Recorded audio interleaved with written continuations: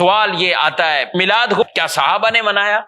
تو میں کہتا ہوں اصل میلاد بالکل صحابہ نے منایا، قرآن سے بھی ثابت ہے، حدیثوں سے بھی ثابت ہے، صحابہ کے عمل سے بھی ثابت ہے، خود رسول اللہ صلی اللہ علیہ وسلم کے عمل سے بھی ثابت ہے۔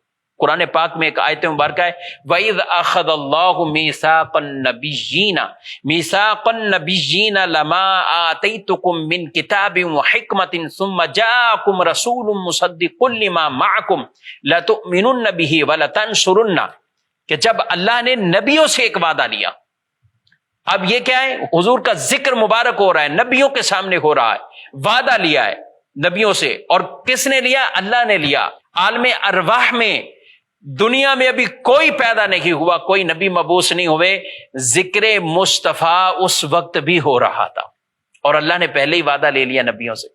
کیا وعدہ لیا؟ کہ تمہیں ضرور کتاب بھی عطا کروں گا، تمہیں حکمت بھی عطا کروں گا، ثم جاءکم رسول مصدق لما معکم، پھر وہ رسول آئیں گے جو کچھ تمہارے پاس ہے وہ اس کی تصدیق کریں۔ لتؤمنن به ولتنصرن، تم نے ضرور ان پر ایمان لانا ہے، ضرور ان کی مدد کرنی ہے، ضرور ان پر ایمان لانا ہے، ضرور ان کی مدد کرنی۔ وہ ایمان اور وہ مدد کیسے؟ کہ سارے انبیاء اپنی اپنی امت کو حضور صلی اللہ علیہ وسلم کا ذکر خیر کرتے اور بتاتے کہ وہ نبی آخر الزمان تشریف لانے والے، وہ جب لائیں، اگر تم میں سے کسی کی عمر اتنی زیادہ ہو جائے تو ان پر ضرور ایمان لے کر آ جائے، ان پر ضرور ایمان ہو۔ تو یہ قرآن میں۔ اچھا، صحابہ کرام علیہ مردوان ایک مرتبہ بیٹھے، نبی پاک صلی اللہ علیہ وسلم ان کے پاس تشریف لائے اور ارشاد فرمایا ما اجلسکم، تمہیں کس چیز نے بٹھایا یہاں پر؟ کہنے لگے جلسنا نذکر اللہ ونحمدہ، ہم بیٹھے اللہ کا ذکر کرنے کے لیے اور اللہ کی حمد کرنے کے لیے۔ کس بات پر؟ الا ما ہدانا للاسلام، اس بات پر کہ اللہ نے ہمیں اسلام کی ہدایت عطا فرمائی، ومن بہ علینا، اور ہم پر جو احسان کیا ہے اللہ نے آپ کے اس وجہ سے، اور روایات میں ومن بکا، آپ کی ذات کے حوالے سے جو ہم پر احسان ہوا ہے کہ اللہ نے آپ کی ذات ہمیں عطا فرمائی، ہمیں آپ کا امتی بننے کا شرف دیا، ہم اس پر اللہ کی حمد بیان کرنے کے لیے اور اللہ کا شکر ادا کرنے کے لیے یہاں بیٹھے۔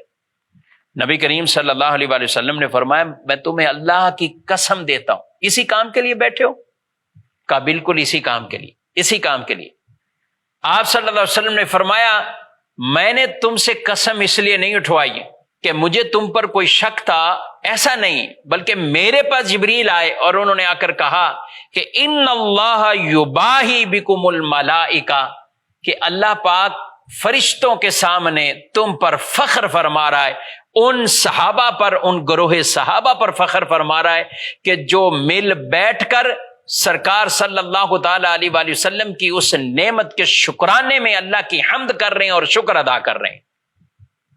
اللہ بفخر فرما رہا ہے، یہ صحابہ بیٹھے ہیں حضور صلی اللہ علیہ وسلم کا ذکر خیر کر رہے ہیں۔ بلکہ ایک مرتبہ یہ بھی ترمذی شریف کی حدیث ہے، رسول اللہ صلی اللہ تعالی علیہ وسلم تشریف لائے تو صحابہ بیٹھے ہوئے آپس میں، ان میں سے کوئی ایک کھڑا ہو کر بات کرتا ہے اور کہتا ہے ابراہیم علیہ السلام خلیل اللہ ہے، آدم علیہ السلام صفیہ اللہ ہے، موسیٰ علیہ السلام کلیم اللہ ہے، عیسیٰ علیہ السلام روح اللہ ہے، کلمت اللہ ہے، یعنی جو ان کے القابات تھے، جو اللہ نے انہیں شان عطا فرمائی، یہ سب کچھ بیان کر رہے تھے۔ سرکار صلی اللہ علیہ وسلم تشریف لے آتے، صحابہ بیٹھے ہیں، انبیاء کا ذکر خیر کر رہے ہیں، حضور تشریف لائے اور فرمایا سمعت کلامکم وعجبکم، میں نے تمہارے تعجب کو بھی سنا، میں نے تمہارے کلام کو بھی سنا۔